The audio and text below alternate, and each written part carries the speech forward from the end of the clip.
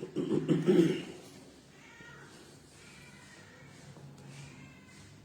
اللہ الرحمن الرحیم نحمده ونصلی ونسلم علی حبیبہ الکریم الامین العزیز الرؤوف الرحیم وعلى آلہ واصحابہ الافضلین الاکرمین اجمعین اما بعد فاعوذ باللہ من الشیطان الرجیم بسم اللہ الرحمن الرحیم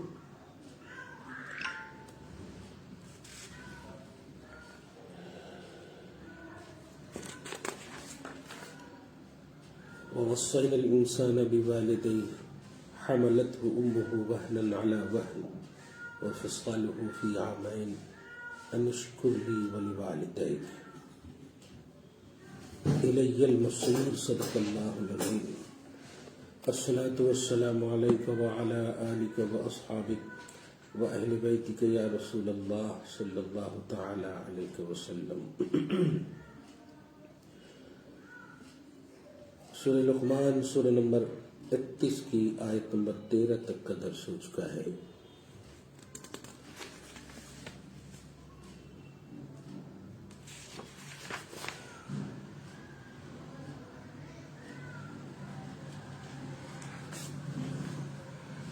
آیت نمبر 12 آیت نمبر 14 اور 15 یہ دو آیت جو ہے یہ حضرت لقمان علیہ السلام کے واقعہ سے ایک علیحدہ ہے۔ دو آیت کے بعد پھر حضرت لقمان علیہ السلام کے واقعہ کے یہ زبان زد عام و خاص کے اعتبار سے علیہ السلام کا استعمال کر رہا ہوں میں، ورنہ کل میں نے کہا تھا کہ لقمان کے حوالے سے نبوت میں اختلاف ہے اور ولایت تحقیقی ہے۔ یہ دو آیت مستقل ہے، یعنی واقعہ کے علاوہ یہ دو آیت ہے، واقعہ کی کنٹینیوٹی کے بیچ میں یہ دو آیت ایک مستقل عنوان کی حیثیت سے ہے، چونکہ یہ عنوان بھی اسی سے ریلیٹڈ ہے اور قرآن پاک کا جو مقصد ہے یعنی مقصد ہدایت، ہدی للمتقین ہدی للناس ہدی ورحمہ، تو اس واقعے سے ہدایت کا ایک عنوان اللہ پاک دینا چاہتا ہے۔ چنانچہ اس آیت کے آغاز سے پہلے غوث پاک رضی اللہ تعالیٰ عنہ اس کی تمہید میں دو سطر اپنی مبارک دو سطر میں ارشاد فرماتے ہیں، ثم قال سبحانہ علی سبیل التوصیۃ والمبالغہ۔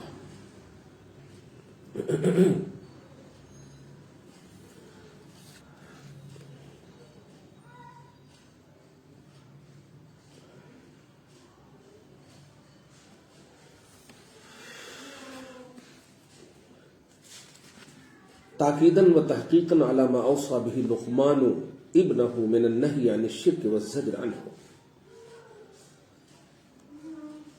پھر اللہ سبحانہ نے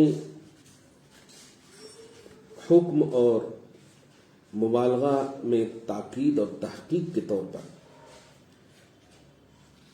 یوں ہی ارشاد فرمایا جیسے لقمان نے اس توصیہ اور اس تاکید و تحقیق کو اپنے بیٹے کو وصیت کی، حکم دیا شرک سے بچنے اور شرک سے زجر و توبیخ کی۔ چنانچہ اللہ پاک فرماتا ہے وَوَصَّيْنَا الْإِنسَانَ، اور ہم نے انسان کو حکم دیا۔ غوث پاک اس کی تفسیر میں وصیہ و توصیہ کی تفسیر میں الزمنا علیہ اولاً، ہم نے انسان پر لازم کیا، اولاً پہلی بار میں، کیا بعد ما اظہرناہ قابلا لحمل التکالیف المستقبلہ، بعد اس کے کہ ہم نے اس انسان کو ظاہر کیا تکالیف شرعیہ کے بوجھ کے قابل بنایا۔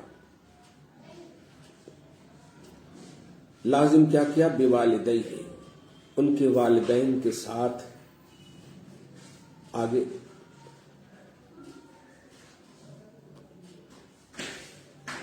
آ رہی ہے، بلکہ اسی کی تفسیر میں کہہ رہے ہیں بِاطاعتہما، والدین کی اطاعت کو لازم کیا. وبحفظ آداب المعاشرہ، اور حسن سلوک کی محافظت کو، حسن سلوک کی حفاظت کو، حسن سلوک کی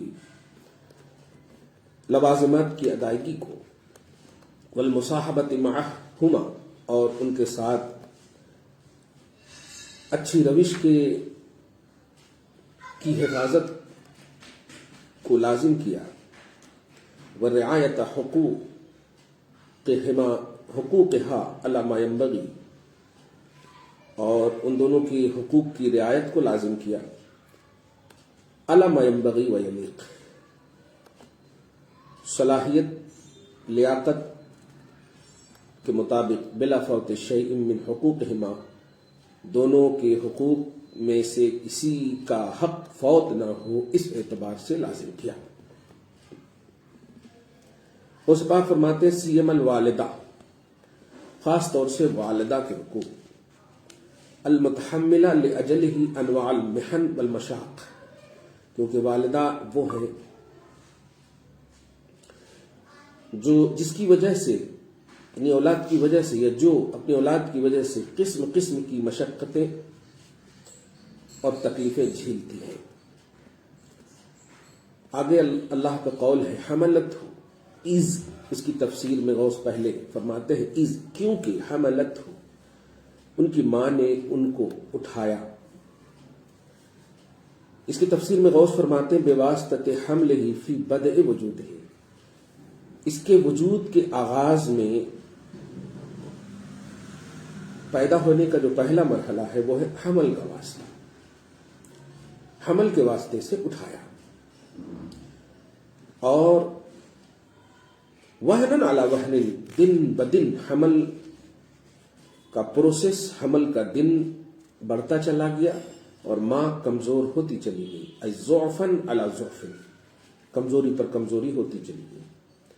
اذ کلما ازداد نشوءہ ازداد ضعفہا، اس لیے کہ جب جب ان کی نشوونمائی بڑھتی، ضعف بھی ان کا بڑھتا. الی ان انفصل عنہا، اس وقت تک یہ ضعف بڑھتا گیا ان کی نشوونمائی کی وجہ سے، جب تک کہ وہ ماں سے جدا نہ ہو گیا، یعنی وضع حمل نہ ہو گیا.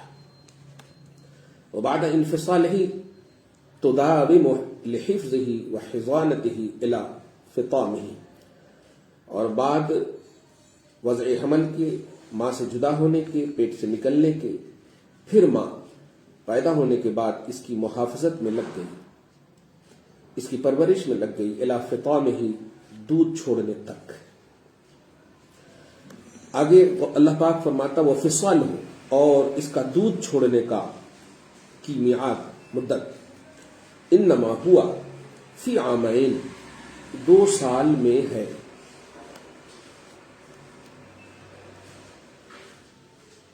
اب یہاں پر تھوڑی سی اس آیت کو روک کر کے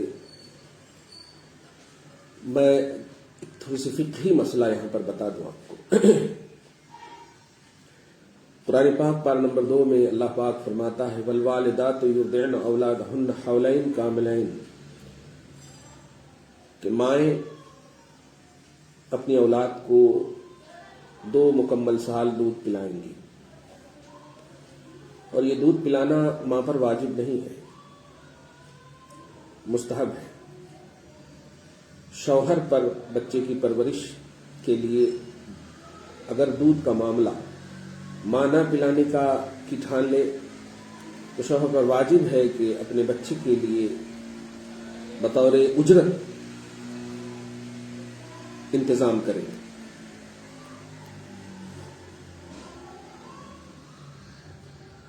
قرآن پاک نے 2 سال کی مدت متعین کی ہے. اور اسی آیت سے حضرت امام اعظم کے 2 شاگرد، امام ابو یوسف، امام محمد، جس کو صاحبین میں کہتے ہیں، کا فقہی مسئلہ یعنی فتویٰ یہ ہے، اور فتویٰ کا مطلب ہرگز نہیں سمجھیے گا کہ یہ گھر کی کوئی مرغی ہے معاذ اللہ، جیسے کہ آج اہل حدیث لوگ اس کو ایزی لے کر کے پیش کر رہے ہیں، فتویٰ نہیں چاہیے ہمیں، قرآن چاہیے، مطلب قرآن اور فتویٰ الگ ہے، جبکہ قرآن میں ہی فتوے کا بھی لفظ ہے، یستفتونک فی النساء، اے حبیب آپ سے لوگ فتویٰ پوچھتے ہیں عورتوں کے بارے میں، کلالہ کے بارے میں، تو یہ فتویٰ کا لفظ جو ہے یہ عربی لفظ ہے، یہ قرآنی لفظ ہے، اس لیے اگر کوئی آپ کو مس یوز کر رہا ہو، مس گائیڈ کر رہا ہو لفظ فتویٰ سے اور امام اعظم سے متنفر کر رہا ہو، حنفی سے، شافعی مالکی یعنی تقلید ائمہ سے متنفر کر رہا ہو، تو آپ باخبر ہو جائیں۔ فتویٰ یہ عربی لفظ ہے اور یہ شرعی لفظ ہے، قرآنی لفظ ہے، حدیث کے الفاظ میں۔ صاحبین کا اسی آیت کی بنیاد پر جو سورہ بقرہ میں ہے، والوالدات یرضعن اولادہن حولین کاملین، 2 مکمل سال، فرماتے ہیں کہ 2 سال سے زیادہ مدت نہیں ہے، 2 سال سے زیادہ اگر پلائیں گے تو پھر وہ رضاعت ثابت نہیں۔ دھیان دیجیے گا، بہت ہی اہم نقطہ کا مسئلہ ہے۔ لیکن حضرت امام اعظم رضی اللہ تعالی عنہ قرآن پاک ہی کی ایک آیت سے پیش فرماتے ہیں، امام اعظم کا مسئلہ اس سلسلے میں الگ ہے۔ حنفیت کی خوبصورتی تو دیکھیے کہ اختلاف شاگرد و استاذ میں بھی ہے لیکن مخالفت نہیں ہے۔ آج تو عجیب اختلاف کو رنگ دے دیا گیا ہے، ٹی وی ویڈیو یہ سب پر جو اختلافات دیکھنے کو مل رہے ہیں، شرم آتی ہے علم کے علمی انحطاط پر، فکری انحطاط پر شرم آتی ہے۔ دیکھیں آپ سورہ احقاف سورہ نمبر 64 آیت نمبر 15 میں ہے، وَحَمْلُهُ وَفِصَالُهُ 30 شَهْرًا، دودھ چھڑانا اور حمل یہ 30 مہینہ ہے۔ اسی آیت سے دیکھیے گا، سورہ احقاف سے، اس آیت سے ثابت ہوتا ہے کہ اقل مدت حمل 6 ماہ ہے، کیونکہ جب دودھ چھڑانے کی مدت 2 سال ہوئی، جیسا کہ اللہ تعالیٰ نے فرمایا حولین کاملین، تو حمل کے لیے 6 ماہ باقی رہے۔ یہی قول امام ابو یوسف اور امام محمد رحمہم اللہ تعالیٰ کا، اور حضرت امام صاحب یعنی امام اعظم ابو حنیفہ رضی اللہ عنہ کے نزدیک اس آیت سے رضاع کی مدت 2.5 سال ثابت ہوتی، یعنی یہ معاملہ یعنی 30 مہینے کا جو معاملہ ہے یہ 2.5 سال رضاع کی مدت ثابت ہوتی اس آیت کریمہ سے۔ تو امام اعظم نے اس آیت سے رضاع کی مدت ثابت کی ہے کہ وہ فصالہ 30 شہرا، کہ دودھ چھڑانا 30 مہینہ ہے یعنی 2.5 سال ہے امام اعظم کے نزدیک۔ دیکھا آپ نے، لیکن کیا امام ابو یوسف یا امام محمد اور امام اعظم ان دونوں میں سے کسی پر ہمت ہے کہ کوئی حنفی کچھ بول دے؟ اختلافات اپنی جگہ پر ہیں اور یہ یقیناً رحمت ہے۔ اسی لیے اب اچھا ایک اور بات کہ فتویٰ دونوں جانب ہے، یہ بات میں کلیئر پہلے کر دوں۔ ایسا نہیں ہے کہ بالکل قطعی مسئلہ ہے کہ اگر کسی نے 2 سال سے زیادہ پلا دیا تو گڑبڑ ہو جائے گا، گناہ ہو جائے گا، ایسا نہیں۔ فتویٰ دونوں جانب ہے، لیکن 2.5 سال سے زیادہ نہیں پلانا چاہیے۔ اگر پہلے بچوں کو دودھ پلانے میں کوئی تکلیف وغیرہ نہیں ہو رہی تو پلاتے جائیں، یہ اس کا حق ہے۔ سوچئے نا ذرا، ہماری بہن کے پاس سینے رہتے ہیں لیکن دودھ نہیں ہوتا، دودھ اس وقت ہوتا ہے جب بچے پیدا ہوتے ہیں۔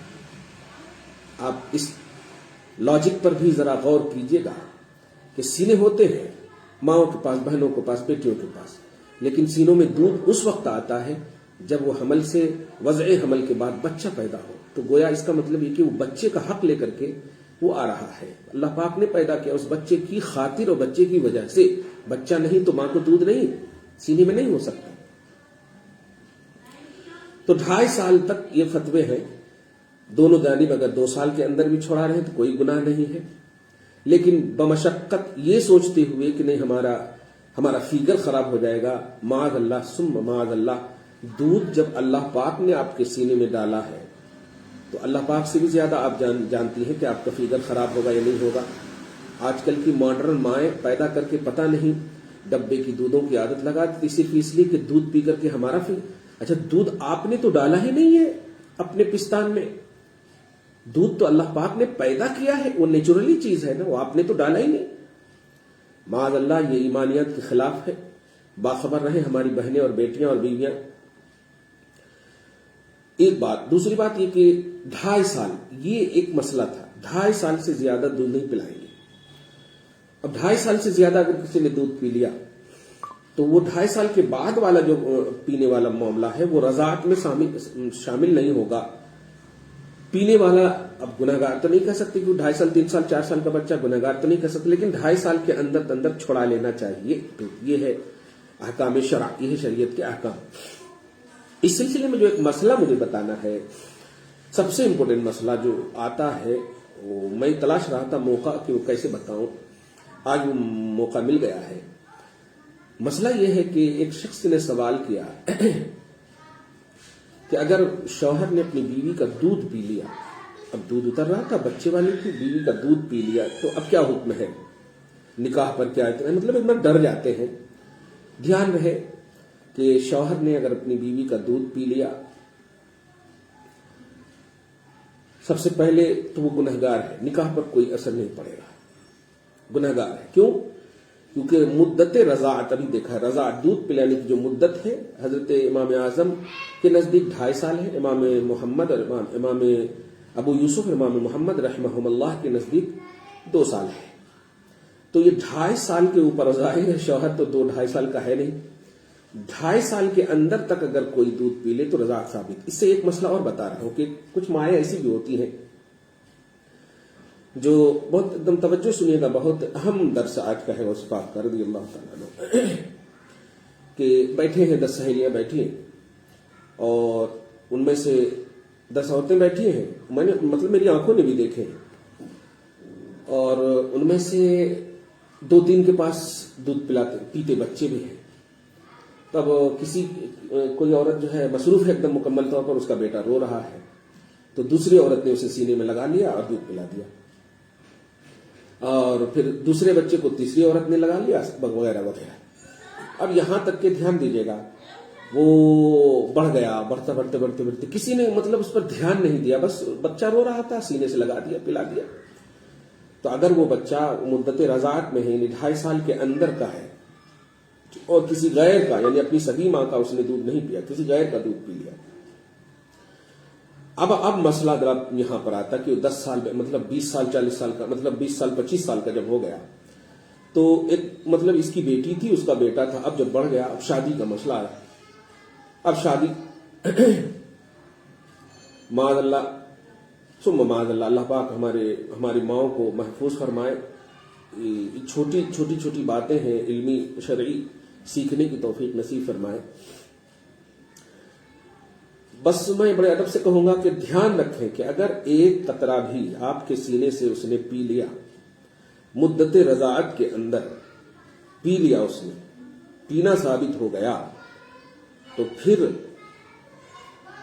آپ کا سگا نہ بھی ہو تو وہ رضاعی اولاد ہو گئی آپ کے لیے. اب آپ کی سگی بیٹی سے اگر وہ بیٹا پیا ہے تو نہیں کر سکتا وہ شادی, کیونکہ بھائی بہن ہوں گے, رضاعی بھائی بہن ہو گئے. یہ بات دھیان میں رکھیے. بعض عورتوں کو میں نے یہ دیکھتے ہوئے بھی سنا ہے, ارے تیرے بیٹے پہ میں نے کتنا رحم کیا, اس دن رو رہا تھا, یاد کرو 20 سال پہلے جب یہ رو رہا تھا تو میں دودھ پلائی تھی, کم سے کم اسے احسان کے تلے تو جہیز وغیرہ نہ کو لو اور شادی کر لو. اتنی مطلب یہ کہ بیسک نالج بھی اسلام کا نہیں ہے. ناجائز چیز کو بیس بنا کر کے شادی کا بیس, استغفر اللہ معاذ اللہ. تو رضاعت اگر ثابت ہو گئی, ایک مسئلہ یہ کہ رضاعت ثابت ہو گئی یعنی دودھ پلانا ثابت ہو گیا کہ 2.5 سال کے اندر دودھ پلائے ہیں, تو شادی اپنی اولاد کی اس سے نہیں کرا سکتے, اگرچہ وہ دوسرے کا بیٹا ہے پیدائشی طور پر, لیکن وہ آپ کا بھی ہے اگر آپ نے سینے سے دودھ پلایا ہے تو رضاعت ثابت ہو گئی مدت رضاعت کے اندر.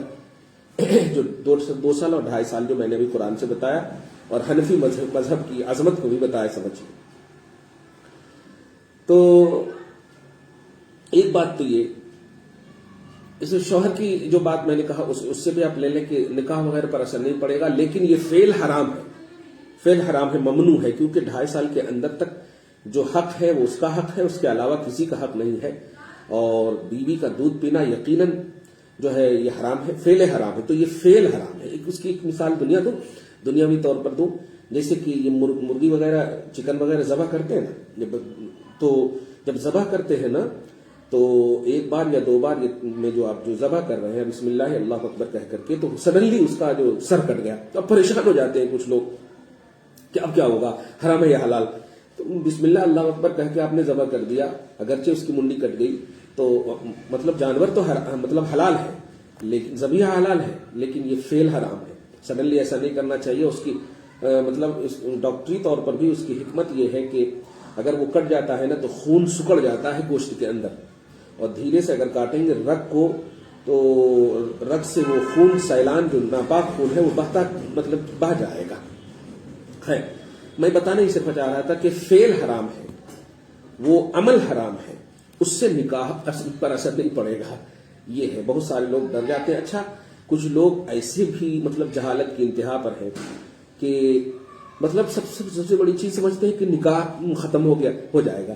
ارے جب کوئی ایسی شے ہے جس شے کی وجہ سے ایمان چلا جائے، تو ایمان جب چلا جائے تو نکاح تو بات کے مطلب نکاح تو عمل ہے نا، ایمان چلا گیا تو آٹومیٹک پھر نکاح کیا سارے بیعات اعمال سارے سب کچھ برباد ہو گیا۔ جیسے گستاخی سے ایمان ہی چلا جاتا ہے، تو نکاح اب کیا، نکاح تو بہت دور کی بات ہے۔ تجدید نکاح نے تجدید ایمان کرنا پڑے گا، نیو انٹری ان اسلام، تجدید ایمان کرنا پڑے گا، یہ بیسک باتیں۔ تو میں نے یہ باتیں بتا دی ہے کہ رضاعت کا جو عنوان ہے، ہماری مائیں اس بات پر احتیاط کریں۔ ٹھیک ہے آپ پر واجب نہیں ہے جیسے میں نے کہا، اس کو آپ مس یوز نہ کیجیے۔ میں نے ایک یہ بات بھی کہی ہے کہ جو دودھ اللہ پاک نے آپ کے سینے کے اندر پیدا کیا ہے وہ آپ کی خاطر پیدا نہیں کیا ہے، وہ اس کی خاطر پیدا کیا ہے، ورنہ آپ کیوں نہیں پیتی ہے اس دودھ کو؟ اس کا مطلب یہ ہوا کہ وہ دودھ جو ہے آپ کی غذائیت نہیں ہے، وہ آپ کے پیدا ہونے والے بچے یا بچی کی غذائیت کے لیے اللہ پاک نے پیدا کیا۔ تو اگر آپ نے اس تصور تخلیق کو دھیان میں رکھا، اللہ پاک کی تخلیق اور پیدائش کو دھیان میں رکھا، تو آپ پیار اور محبت سے پلائیں گی۔ مسئلہ اپنی جگہ پر ہے کہ یہ مستحب ہے، آپ پر واجب نہیں ہے۔ شوہر پر واجب ہے کہ اجرت دے، ٹھیک ہے آپ اجرت بھی مانگنا چاہیں تو مانگ لیں، لیکن آپ سمجھ رہے ہیں کہ یہ کتنا کریٹیکل مسئلہ بن جائے گا۔ بیوی اور شوہر کے درمیان ایک محبت کا عنوان ہوتا ہے۔ خیر، تو یہ مدت رضاعت کا عنوان بھی دھیان دیں، اور شوہر جو دودھ پی لیا ہے وہ چونکہ مدت رضاعت سے باہر ہے، پینا حرام ہے، فعل حرام ہے، لیکن اس کی وجہ سے وہ اس کے نکاح وغیرہ پر کوئی اثر نہیں پڑے گا۔ یہ مسئلہ بڑا علمی تھا، اور سب سے اہم بات جو میں کہہ رہا ہوں کہ میں تھوڑا ایک حنفی مذہب میں بھی ایک اختلاف بتا رہا ہوں۔ اختلاف اپنی جگہ پر ہے اور مخالفت اپنی جگہ پر۔ اختلاف اگر مخالفت کا روپ لے لے تو وہ اختلاف مذموم ہے، اور اگر اختلاف جو ہے مسائل کو حل کر دے تو وہ اختلاف رحمت ہے۔ اسی کو نبی نے فرمایا اختلاف امتی رحمتن، میری امت کا اختلاف رحمت ہے۔ تو یہ ہے اختلاف۔ دیکھا امام ابو یوسف شاگرد ہیں امام اعظم کے، امام محمد شاگرد ہیں امام اعظم کے، اور اختلاف فرما رہے ہیں، لیکن دونوں کا بیس کیا ہے؟ قرآن۔ لیکن افسوسناک بات ہے کہ آج جیسے رفع یدین کی بات میں اہل حدیث لاتے ہیں کہ اس میں ہے، اور اگر کوئی ترمذی یا کسی کا حوالہ اگر دے دیں قرأت خلف الامام وغیرہ کے کسی بھی حوالے سے تو نہیں یہ ضعیف ہے، اور اس انداز میں کہ ایک دم مخالفت کا روپ لے لیتے ہیں۔ اختلافات اگر ہیں بھی، بیس اگر آپ کے پاس علمی بیس ہے، ذکاوت آپ کے پاس ہے، فہم آپ کے پاس ہے، عقل آپ کے پاس ہے، ادراک آپ کے پاس ہے، قوت دراکہ آپ کے پاس ہے، یہ سب اگر آپ کے پاس ہے تو آپ اختلاف کر سکتے ہیں۔ اسی طرح آپ دیکھیں ایک طبقہ عجیب سا آج ایک دم مطلب یہ کہ مشربیت نے اتنا اس کے اوپر مطلب غلبہ حاصل کر لیا ہے کہ حضور شیخ الاسلام علامہ مدنی میاں اللہ پاک ان کی عمر کو دراز فرمائے، ان پر بھی بھتیاں کستے ہوئے نظر آ رہے ہیں، جن پر مطلب یہ کہ آج کہیں تو علم ناز کرتا ہے، الحمدللہ علم ناز کرتا ہے۔ محدث اعظم رضی اللہ تعالیٰ عنہ نے سچا پکا جانشین جنہیں چھوڑا ہے علم اور حدیث کے باب میں، شریعت کے باب میں، اور شیخ الاسلام والمسلمین واقعی ہے وہ ان پر یہ آج کل کے یہ فیس بکی مولوی اس طرح کی حرکتیں کر رہے ہیں اور باتیں کر رہے ہیں معاذ اللہ، اور صرف کس لیے کہ نہیں وہ کسی اور سے مرید ہے۔ تو یہ مطلب پیری مریدی جو مستحب عنوان ہے، اس پیری مریدی کے مستحب عنوان نے بتائیے فرائض اور واجبات وغیرہ کے عنوان کو عجیب سا رنگ دے دیا ہے. بھائیو، آپ جس سے مرید ہیں، آپ کے وہ مشرب ہیں، لیکن مسلک آپ کا ایک دم وہی ہونی چاہیے جو توحیدی ہے، جو رسالتی ہے، جو مطلب اللہ والوں کا ہے. آپ غور دیکھیں نا، غوث پاک نے کس فرض کریں آپ کہ اولیاء ہند میں آپ غور کریں، خواجہ غریب نواز کی شان میں قصیدے نہیں پڑھے. کیا ہم معین الدین کو چھوڑ دیں کہ انہوں نے قصیدے نہیں پڑھے؟ اتنے جتنے قصیدے بغداد معلّہ کے حامل غوث پاک کی بارگاہ میں پڑھے ہیں اور لکھے بھی. اب ہدایت بخشش کا مطالعہ کریں، ایسا ہرگز نہیں ہے. چشت کا لفظ استعمال کیا ہے، خواجہ غریب نواز کا، امام احمد رضا کا چشت کا لفظ ہی استعمال کرنا، یہی بہت بڑی بات ہے، بہت بڑی بات ہے. تو عقیدت اگر عقیدہ سے ریلیٹڈ ہے تو قبول ہے، اس میں کوانٹیٹی نہیں دیکھی جاتی، وہ کوالٹی ہے. لیکن عقیدت اگر صرف محض عقیدت ہے تو پھر یہ کوالٹی نہیں بن سکتی.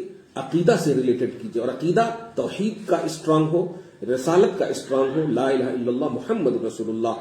ہم بھی پیر ہیں، لیکن اس کا یہ مطلب نہیں کہ جو دوسرے پیر ہیں وہ غلط ہیں، وہ خراب ہیں، ایسا نہیں ہے.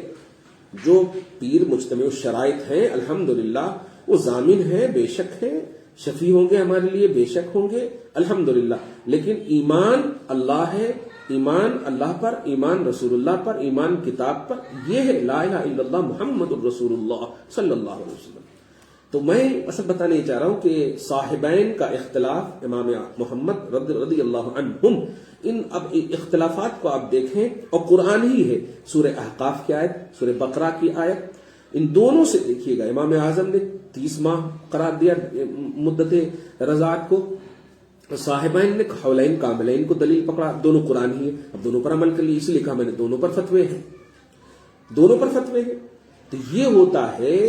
اب فرض کیجئے کہ کچھ بچے ایسے ہیں جو ایک دم ہیلدی ہیں، خوب، اور ماشاءاللہ دودھ بھی اچھا اتر رہا ہے ماں کو، وہ پینا چاہتے ہیں 2 سال کے بعد بھی، لے لیں.